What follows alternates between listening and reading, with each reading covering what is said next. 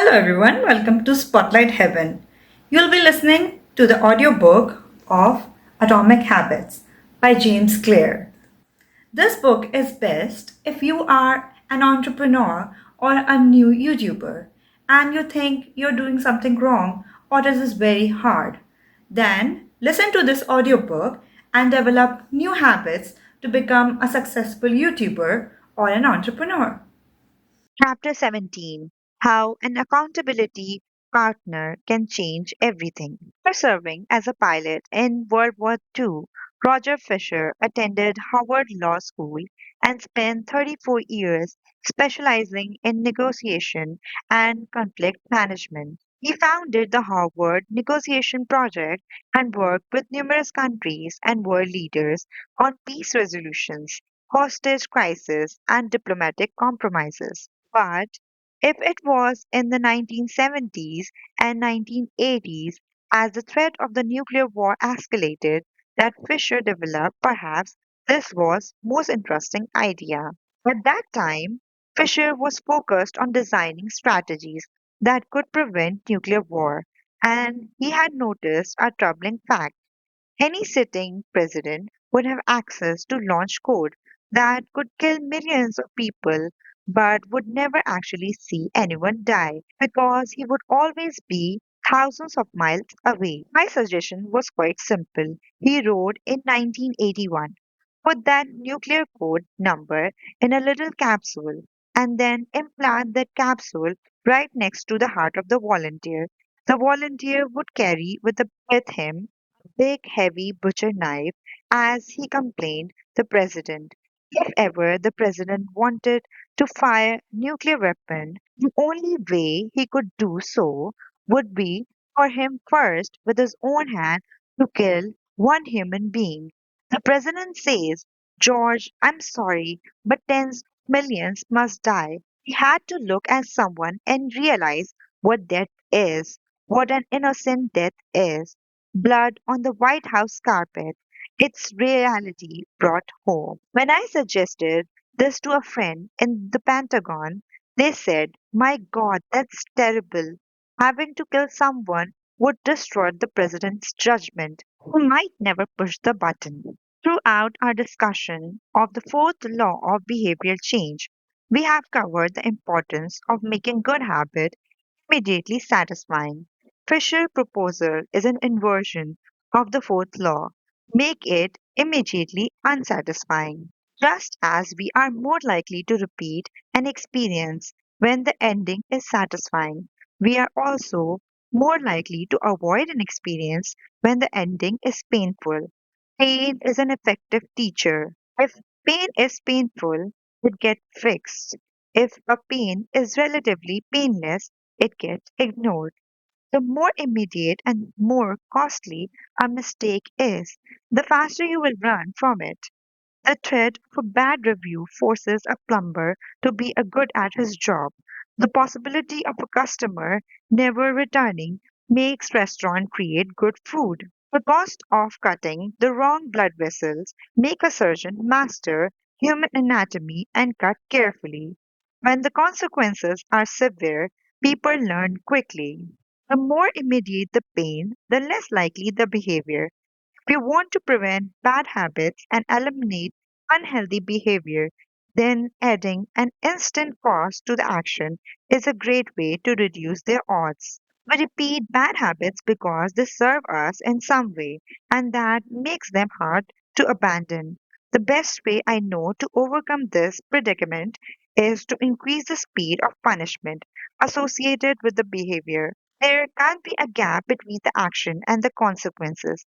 As soon as action incurs an immediate consequence, behavior begins to change. Customers pay their bills on time when they are charged a late fee.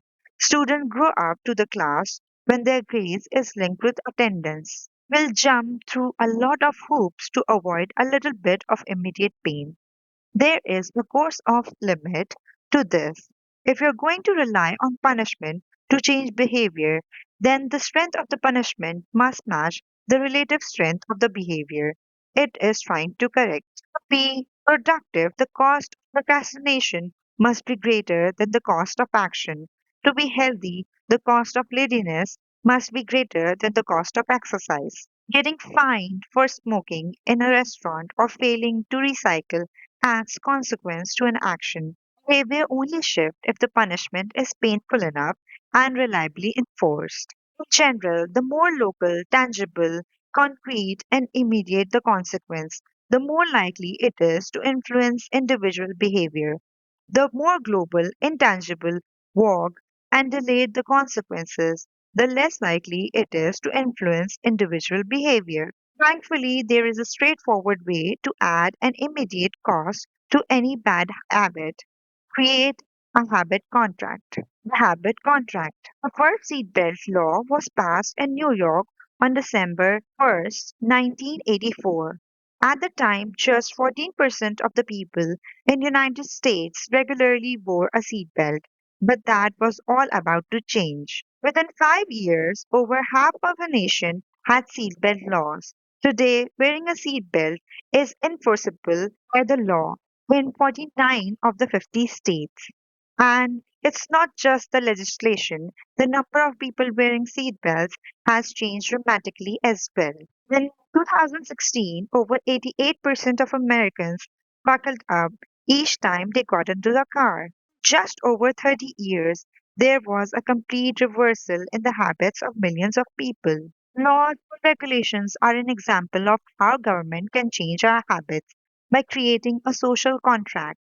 As a society, we collectively agree to abide by certain rules and then force them as a group. Whenever a new piece of legislation impact behavior, seatbelt laws, banning smoking inside restaurants, mandatory recycling, it is an example of a social contract shaping our habits. The group agrees to act in a certain way, and if you don't follow along, you'll be punished. Just as government use laws to hold citizens accountable, you can create a habit contract to hold yourself accountable.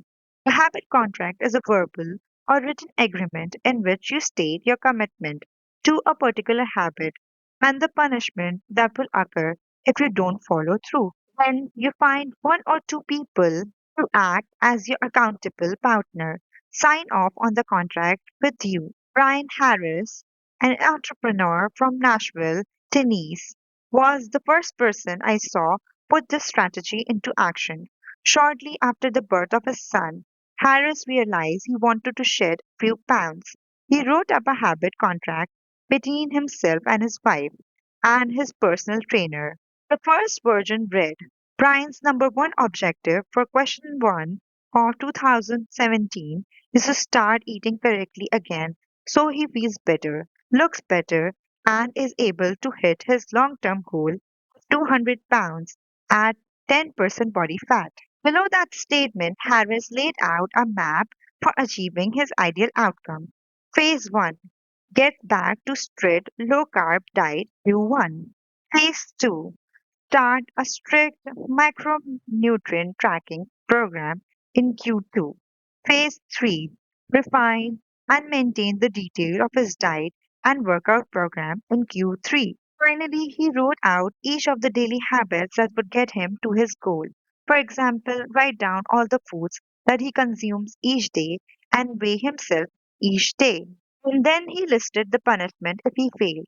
If Brian doesn't do these things, then the following consequences will be enforced. He will have to dress up each work day and each Sunday morning for the rest of the quarter. Dress up is defined as not wearing jeans, t shirts, hoodie, or shorts. He will also give Joey, his trainer, $200 to use as he sees fit if he misses one day of logging food. At the bottom of the page, Harris, his wife, and his trainer all signed the contract. My initial reaction was that a contract like this seemed overly formal and unnecessarily, especially the signatures. But Harris convinced me that signing the contract was an indication of seriousness. Anytime I skip this part, he said, I start slacking almost immediately. 3 months later, after hitting his target for Q1, Harris upgraded his goal. The consequences escalated too. He misses his carbohydrate and protein target. he has to pay his trainer $100. And if he fails to weigh himself, he would have to give his wife $500 to use as she saw fit.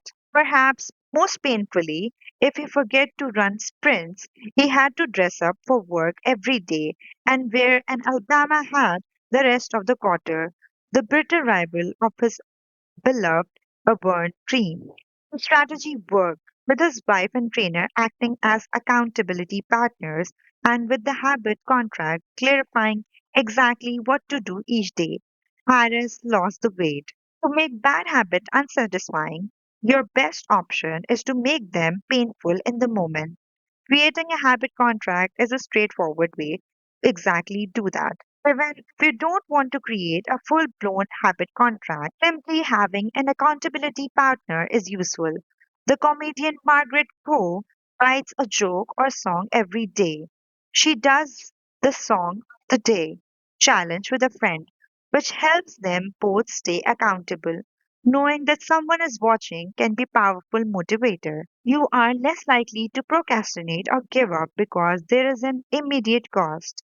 If you don't follow through, perhaps they will see you as untrustworthy or lazy. Suddenly you are not only failing to uphold your promises to yourself, but also failing to uphold your promises to others. You can even automate this process. Thomas Frank, an entrepreneur in Boulder, Colorado, wakes up at 5:55 each morning, and if he doesn't, he has to tweet automatically scheduled that says it's 6:10 and I'm not up because I'm lazy. Reply to this for $5 via PayPal, assuming my alarm didn't malfunction. We are always trying to present our best selves to the world. We comb our hair and brush our teeth and dress ourselves carefully because we know these habits are likely to get a positive reaction. We want to get good grades and graduate from top schools to impress potential employers and mates and our friends and family. We care about the opinion of the others around us because it helps if others like us. This is precisely why getting an accountability partner or signing a habit contract can work so well. Chapter summary. Version of the fourth law of behavioral change is make it unsatisfying. We are less likely to repeat a bad habit if it is painful or unsatisfying. An accountability partner can create an immediate cause to inaction. We can care deeply about what others think of us, and we do not want others to have a lesser opinion on us. A habit contract can be used to add a social cost to any behavior makes the cost of violating your promises public and painful. Knowing that someone else is watching you can be a powerful motivator. Thank you for watching. Please like, share, and comment. And for the next chapter, please subscribe to Spotlight Heaven.